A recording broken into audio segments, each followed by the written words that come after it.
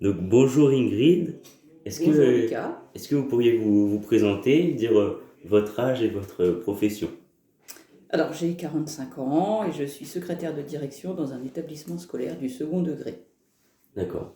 De manière générale, comment vous vous informez, par quel canal? Par le web C'est-à-dire et quel site internet? quel site internet? Les sites internet des journaux régionaux, donc en l'occurrence Ouest France, Le Liberté Bonhomme et lepaydsdauge.fr. D'accord. Est-ce qu'il y a d'autres médias également? La radio, j'écoute beaucoup la radio, radio locale, France Bleu Basse-Normandie, et la télévision, les journaux télévisés. D'accord. Et ça, vous le faites à quelle fréquence? Combien de fois par jour vous informez? Les journaux tous les jours, les journaux télévisés tous les soirs, et puis régulièrement dans la journée, je peux aller sur les sites internet des journaux régionaux. Donc ça peut être 3, 4 fois par jour. D'accord. Quels sont vos critères de préférence pour choisir un média? Qu'est-ce qui fait que vous avez plus confiance en un média qu'un autre, par exemple?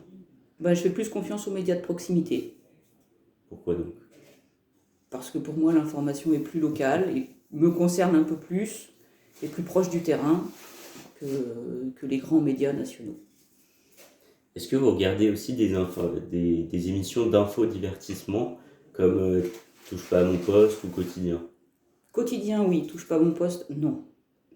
Alors, et pour vous, est-ce que Quotidien, c'est de l'information ou du divertissement? C'est plutôt du divertissement à partir de l'information.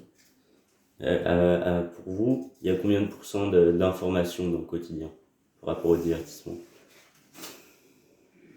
Je dirais 30%.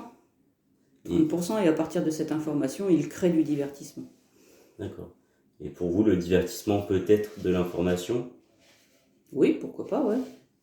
Après, il faut savoir faire le distinguo entre la réalité et ce qu'on essaye de vous faire rentrer dans la tête, par le biais du divertissement. Et est-ce qu'il y a un souvenir d'information sur un canal particulier qui vous a marqué? Par exemple, un grand moment de télévision ou de radio, Oh, une il y en a information beaucoup. qui vous a marqué. Il y en a beaucoup, mais celle qui me restera le plus longtemps en tête, ça va être la chute du mur de Berlin.